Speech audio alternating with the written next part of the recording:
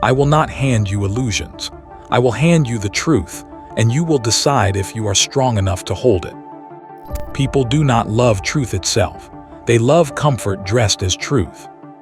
What you call compassion is often pride in disguise. What you call justice is frequently vengeance wearing the robe of righteousness. Reason does not command. Instinct commands, and reason follows limping behind. You tell yourself you are free, but you would rather obey and complain than stand alone and choose. Do you dare to admit it? You envy more than you confess. You lie to yourself more than you know. You love appearances more than essence.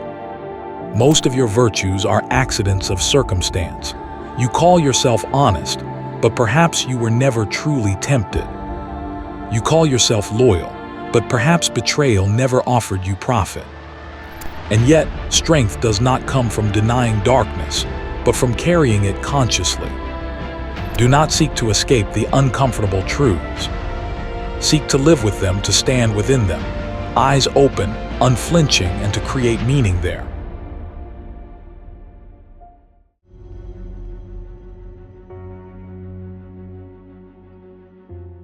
I will not begin with comforts, but with a wound that festers beneath every polite smile, every handshake, every glittering word of morality.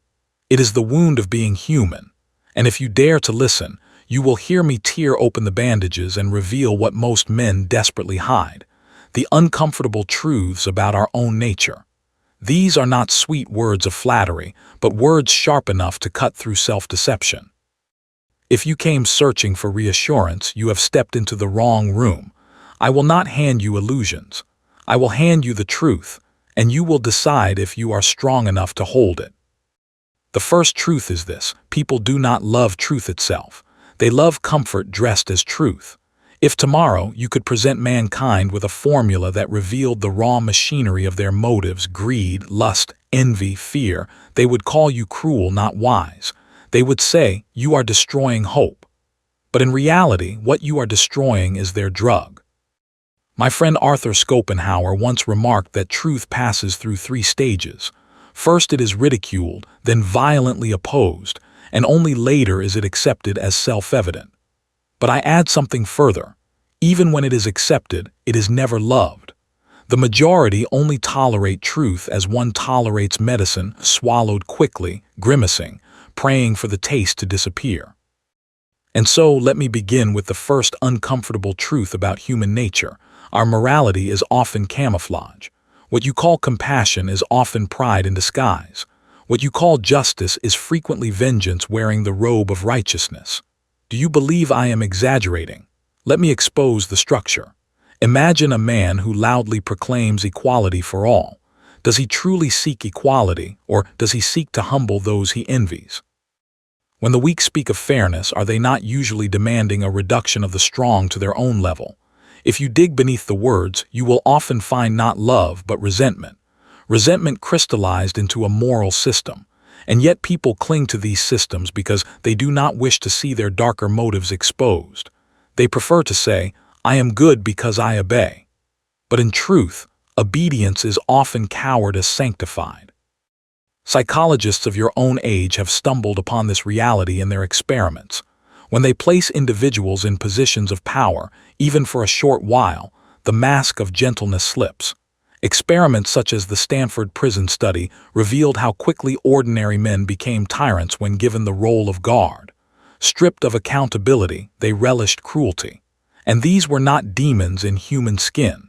These were students, your neighbors, your sons. If the cage of society is lifted, the beast within does not sleep, it prowls. But here is the paradox. The same men who delight in cruelty will also write poems of kindness. The same hand that strikes will sign a treaty of peace.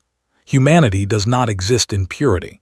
It is a constant collision of opposing drives, each masking the other. You wish to believe you are good. Then admit first how much of your goodness is born from fear, fear of punishment, fear of reputation, fear of your own shadow. Remove those fears and watch how quickly goodness evaporates. I do not say this to humiliate you. I say this because liberation begins with disillusionment. You cannot ascend if you remain chained to your own flattering lies. And so I hand you a key, but no, it opens a door that leads not to heaven, but to a battlefield inside your own chest. The second uncomfortable truth: people are not driven by reason but by instinct. Reason comes after the fact, like a clever lawyer justifying the crime already committed by passion. My friend David Hume said it plainly: reason is the slave of the passions. And he was correct. Observe yourself honestly. Did you ever fall in love because logic compelled you? Did you ever choose revenge because syllogisms proved it necessary? No. First the desire seized you, then your mind wove arguments to dress the desire in noble clothes. The animal moves first, the thinker follows limping behind. And yet mankind continues to flatter itself as the rational species. Do not be deceived. The intellect is a servant, not a master. Modern psychology confirms this. Cognitive scientists like Daniel Kahneman have shown that most of your decisions are made in what he calls System 1, the fast, instinctive, emotional system, long before your slower, rational mind can intervene. You are not a mathematician of life. You are an improviser, rationalizing after the performance. The applause you give yourself is for a play already written by forces beneath your control. Does this sound humiliating? It should, but do not despair yet. For to know the hierarchy of your drives is to begin to wield them consciously. To see that instinct commands and reason follows is to learn how to shape instinct rather than live under its whip unknowingly. The child who admits the existence of his chains has already taken the first step to breaking them.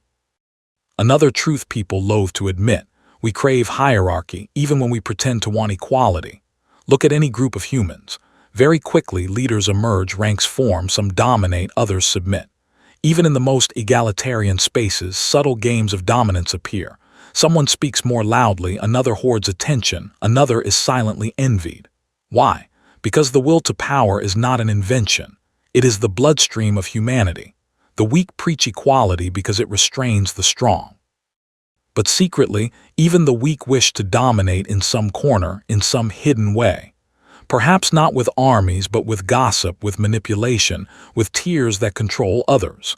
Hierarchy is not an aberration. It is the grammar of your species. This truth explains much of history.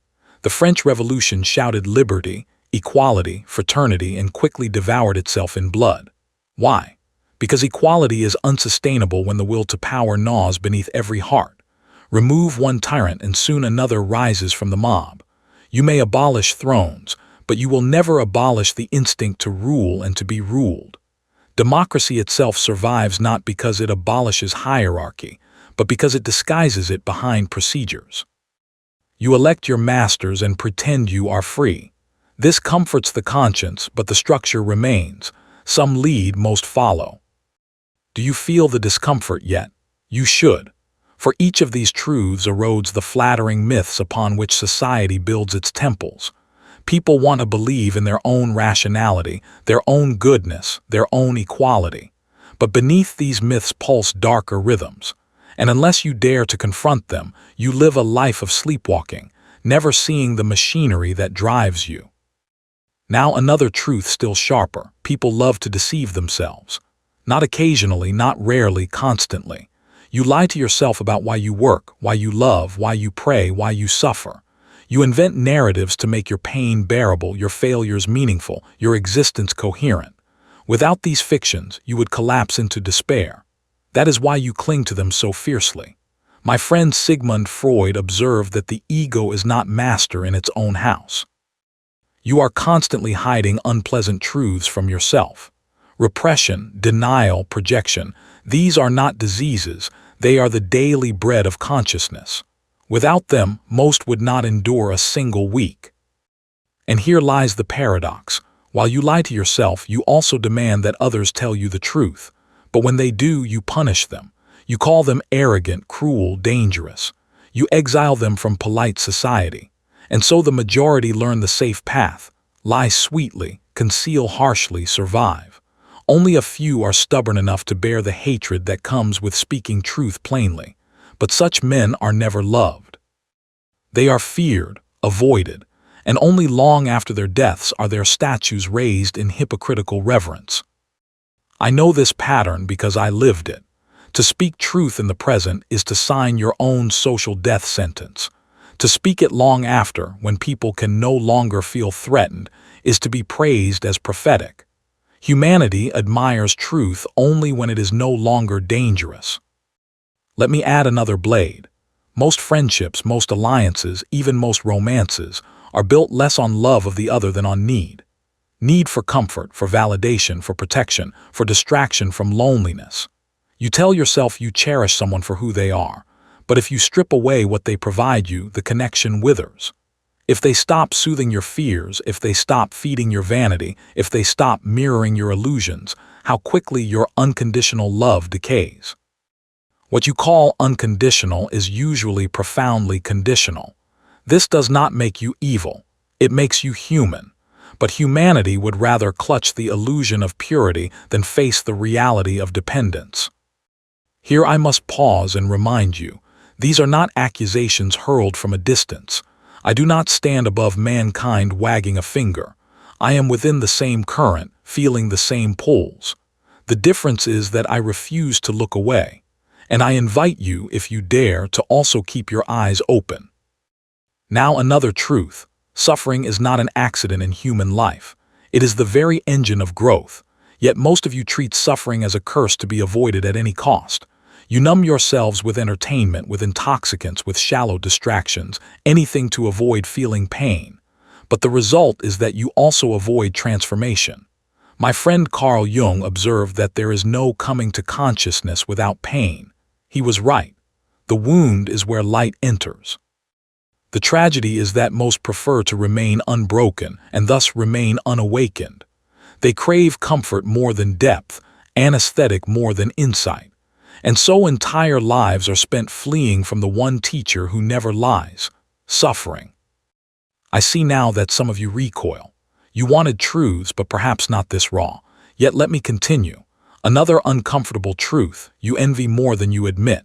Envy is one of the most powerful and universal emotions, and yet it is the least confessed. People will admit hatred, lust, even cowardice, but rarely envy. Why? Because envy humiliates twice. It reveals you as small compared to another and as bitter because of it. And yet envy corrodes silently. Families fracture under it. Nations go to war under it. Entire moral codes are erected upon it.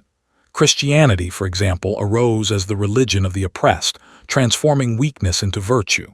Blessed are the meek, it proclaimed, but was this not the envy of the powerless disguised as divine law? Instead of defeating the strong, the weak declared strength itself to be sin. This is envy elevated into theology, and humanity swallowed it gladly because it justified their resentment. Psychologists today observe the same force under new names: social comparison, relative deprivation. They show how people judge their happiness not by absolute well-being, but by their standing relative to others. If your neighbor prospers while you remain stagnant, your happiness shrivels. Even if you have enough, envy whispers that it is not enough because he has more. This poison shapes more of your daily emotions than you dare to confess.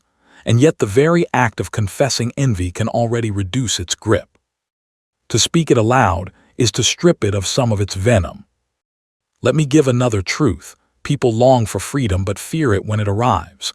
They demand liberation, they shout for autonomy, but once they are actually unchained, most collapse under the weight of responsibility. Freedom is not the right to do what you wish. It is the obligation to create yourself, to stand without crutches, to invent meaning where none is given. This is terrifying. That is why so many, when offered freedom, run back to authority. They would rather obey and complain than stand alone and choose. Erich Fromm, a psychologist of your century, called this the escape from freedom. He was correct. Freedom is not the dream.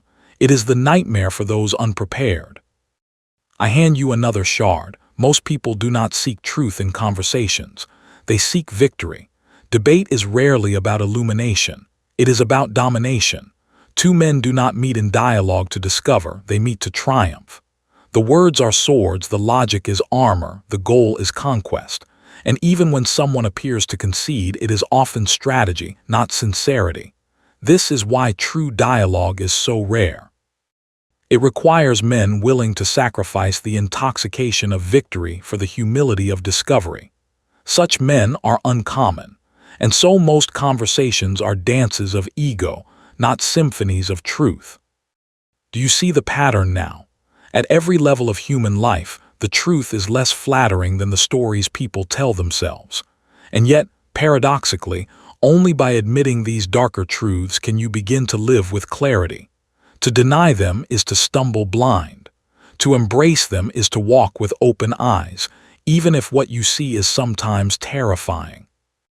Allow me to interject a philosophical invitation here. If you find value in these reflections, if you find courage growing within you to confront truths rather than flee them, then do not merely consume these words.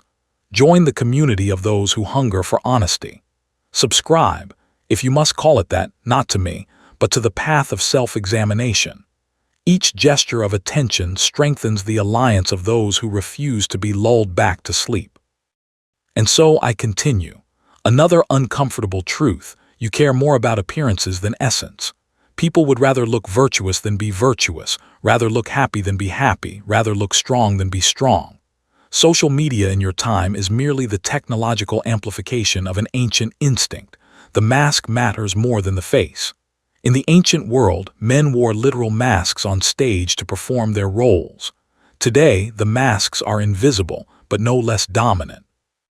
You curate your life, display the angles that flatter, conceal the shadows. But the irony is that in polishing the mask, you often corrode the face beneath. You forget who you are beneath the performance until even you can no longer tell the difference. This truth is deeply humiliating but liberating once admitted. For if you know you are performing, you may at least choose the performance consciously, rather than being enslaved by it. To act knowingly is strength. To act unknowingly is bondage. And still another, most people do not desire knowledge for its own sake. They desire it for the power it gives. Knowledge without use bores them. They want knowledge that flatters, knowledge that arms them, knowledge that raises their status. Few pursue knowledge as an act of pure devotion. Even in universities, research is often less about discovery than about prestige, career, funding.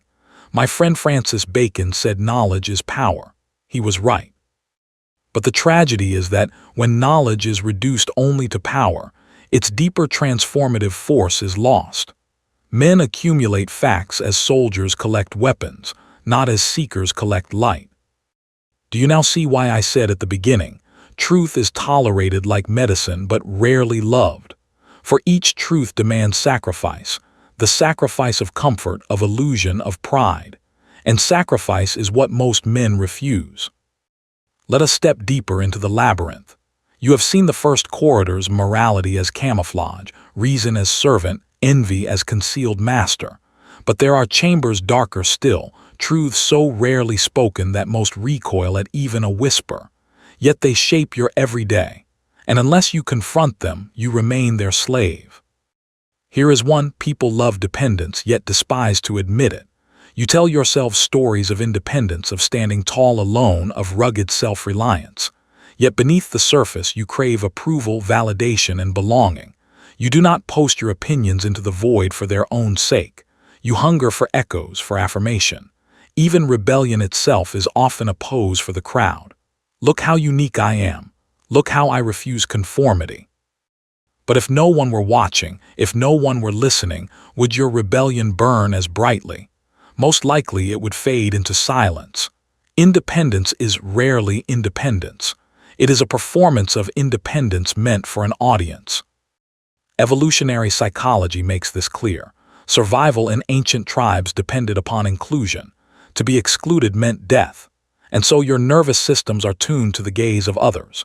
You fear humiliation more than hunger. You fear rejection more than wounds. Even in your modern cities, where food and shelter are more abundant, the ancient fear of being cast out still rules you. This is why teenagers suffer more from exclusion than from poverty. To be ignored is, to the nervous system, a mortal wound. And so, beneath your songs of independence, you are terrified of being alone. Another truth: love is not as selfless as you wish to imagine. You speak of unconditional love, of giving without expecting, but look closely.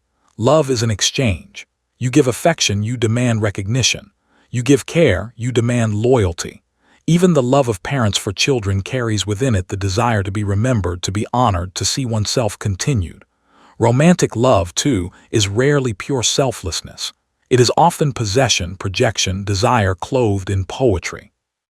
You tell yourselves that you see the beloved as they are, but most often you see them as a mirror of your own longing, your own incompleteness. My friend Stendhal described love as crystallization, the mind adorning the beloved with imagined perfections.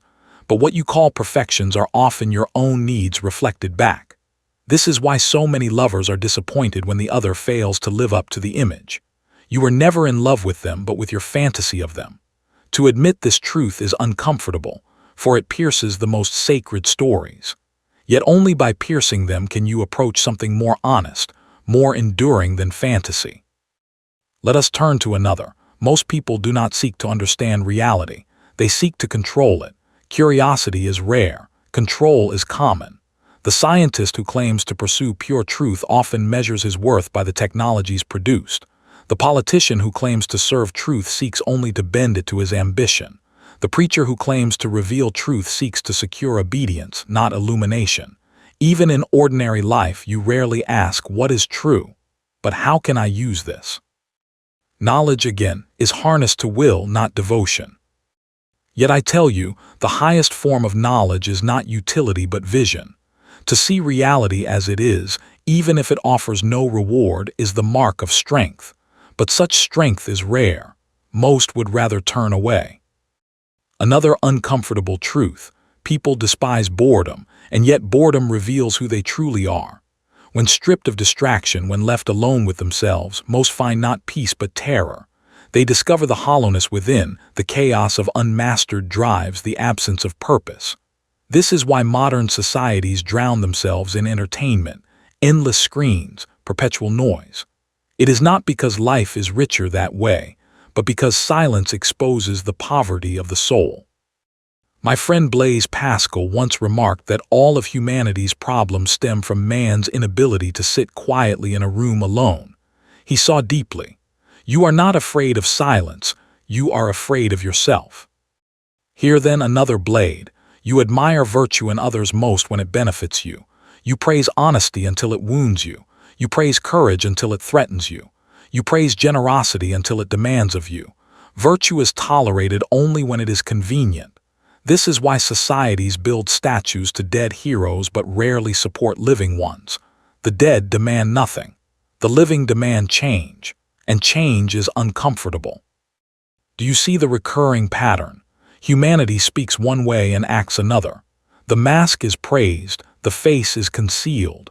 And the greatest discomfort is not that this is true of others, but that it is true of you.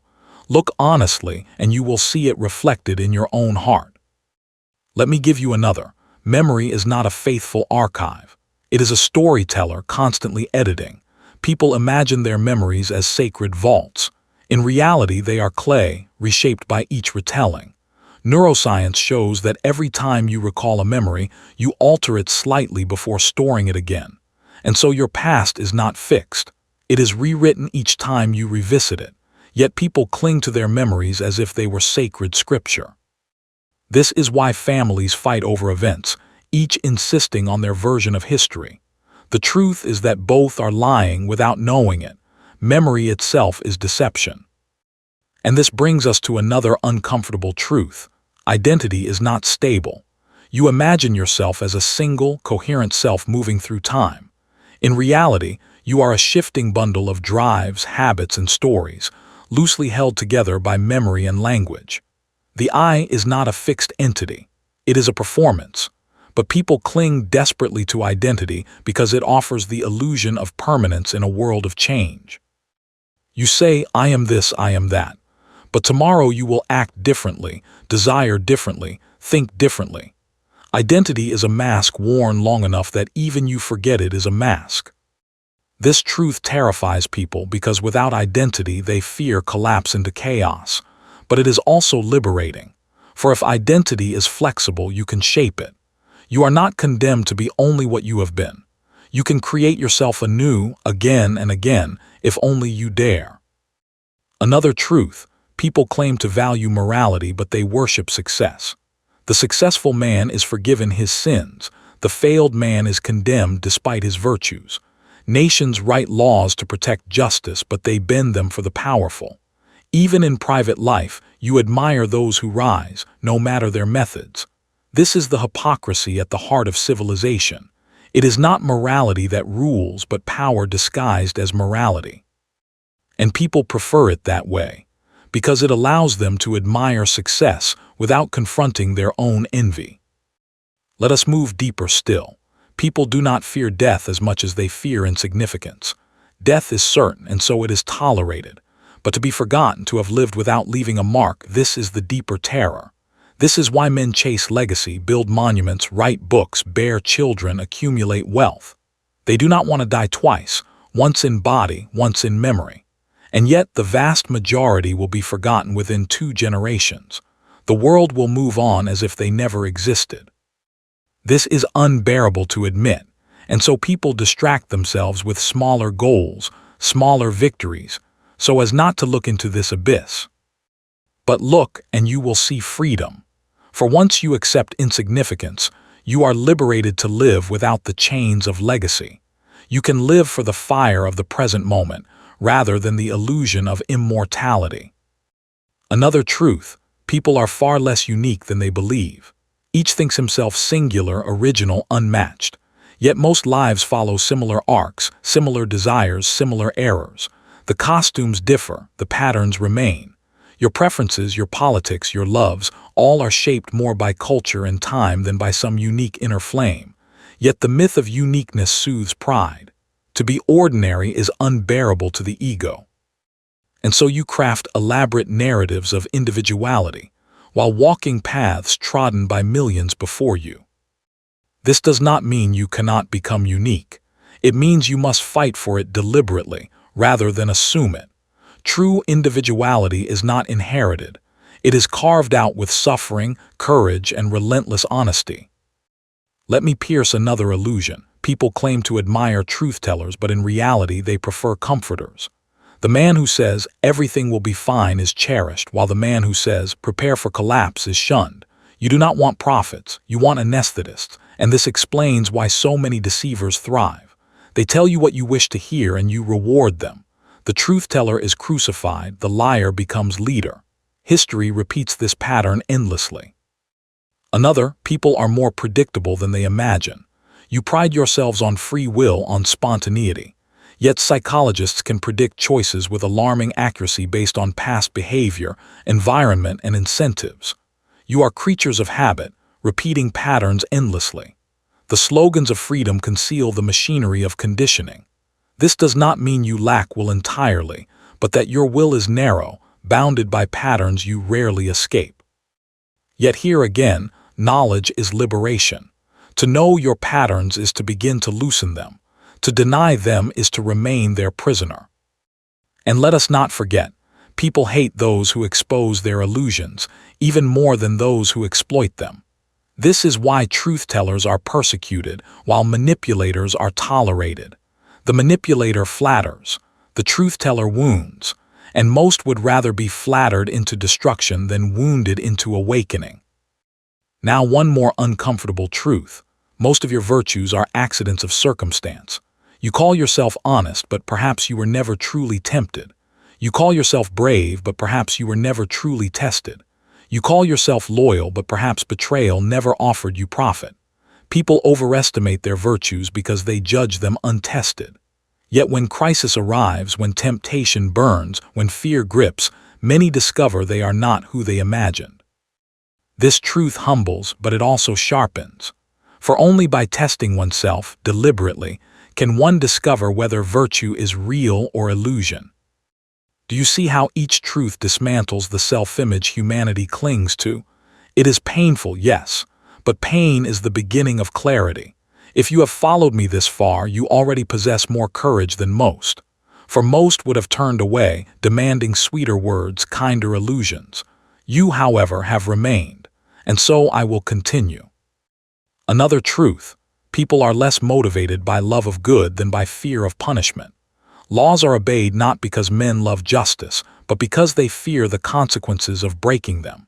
Religion is followed not because men love the divine, but because they fear damnation. Even in ordinary life, many of your good deeds are motivated by the fear of shame, of exclusion, of retribution. Strip away the punishments and see how quickly virtue decays. Yet here lies a chance. If you can act rightly not from fear but from strength, you will have surpassed the majority. True virtue begins where fear ends. You have walked with me through shadows and you have not turned back. That already makes you different from the crowd. For most flee after the first blow, retreating into comforting lies. But you have endured betrayal of illusions, endured the exposure of envy, endured the confession of fear. And still you remain. Now let us descend even further, into the deepest truths people avoid not only in speech but in thought itself, truths so uncomfortable they live only as whispers in the unconscious. Consider this: people long for justice, but they secretly delight in seeing others fall. Schadenfreude, the Germans call it, the joy at another's misfortune. Few admit it, but watch how crowds swarm to stories of downfall. The ruined celebrity, the exposed hypocrite, the neighbor who failed. Why do such tales fascinate? Because they soothe envy. They remind the average person that greatness is fragile, that the mighty can be pulled down. It reassures the small heart. Perhaps I too am not so small if even the great can crumble. This is not justice. This is hunger for leveling, disguised as moral outrage. Another uncomfortable truth: cruelty is not an aberration. It is a temptation within every human breast. You imagine cruelty as the property of monsters, of rare sadists. Yet history shows ordinary people, when given the chance, invent endless ways to torture. The inquisitors who burned heretics sang hymns while doing so. The executioners of revolutions justified blood as virtue. The soldiers at war dehumanize their enemies and laugh at their suffering. This is not exception. This is potential in every one of you. To pretend otherwise is dangerous, because denial leaves you unprepared. Only those who admit their own capacity for cruelty can truly resist it. My friend Alexander Solzhenitsyn once wrote that the line dividing good and evil cuts through every human heart. He was correct. The boundary is not outside, between us and them. It runs inside each of you. That is why vigilance is necessary. For to deny the inner tyrant is to give him power in secret. Now let me pierce yet another veil. People seek meaning but most settle for distraction. To live without meaning is unbearable, and so when true meaning feels elusive, you drown yourselves in substitutes, constant busyness, trivial entertainments, shallow goals. You convince yourself these distractions are purposes, but deep down, the ache remains. And when the silence of night comes, you feel it gnawing. What is my life for? Yet most silence that question quickly. To let it echo too long would unravel the fragile fabric of daily existence. But meaning cannot be manufactured from shallow things. It demands sacrifice, demands depth, demands confronting suffering rather than fleeing it. That is why true meaning is rare. And that is why societies invent collective illusions, religions, ideologies, national myths, to give the masses the appearance of meaning. Without these, collapse would follow. Yet the individual who dares to seek his own meaning stands alone, often despised but free. Another truth: fear governs more than love ever does. Politicians know this, priests know this, parents know this. Fear is the primal instrument of control. Entire civilizations are built on it. Fear of hell, fear of prison, fear of poverty, fear of exile. Love inspires, but fear compels. That is why rulers always keep fear alive. Yet people deny this, telling themselves they are guided by love, by loyalty, by principle. It flatters them to believe so. But the nervous system responds more swiftly to fear than to any sermon of love. Neuroscience shows that the amygdala fires faster than the cortex, fear before thought. And so, fear remains master, even while love is praised in speeches. Let me offer another blade. Most morality is geography. You call an act virtuous in one land and the same act sinful in another. You condemn polygamy in one culture, praise it in another. You honor filial piety in one age, mock it in another. What you call eternal morals are often shifting sands of time and place. Yet people cling to the illusion of universality because it comforts them to believe their customs are absolute. But the truth is that morality is far more fluid than you wish to admit. It evolves, mutates, contradicts itself. And to see this is uncomfortable, for it undermines the pride of being right. Another truth: most people do not want freedom of thought. They want the safety of consensus. To hold an unpopular opinion is to risk isolation, and isolation is feared more than ignorance.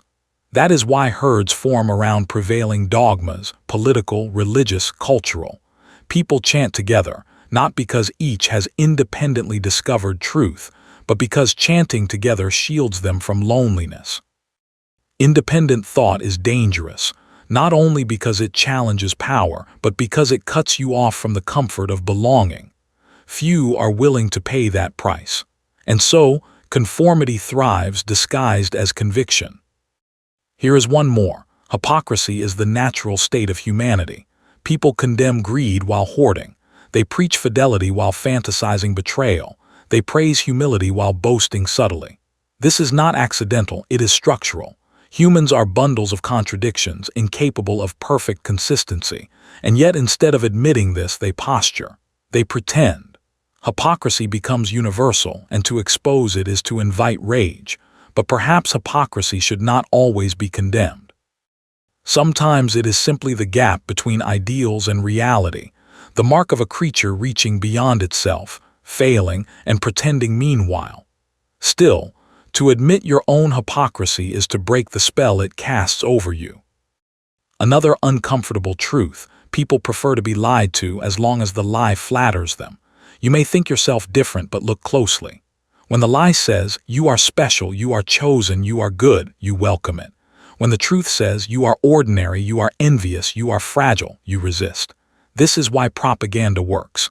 This is why demagogues thrive. They tell you you are noble while secretly they use you, and you reward them for it. Humanity does not only tolerate lies, it purchases them gladly, so long as they soothe the ego.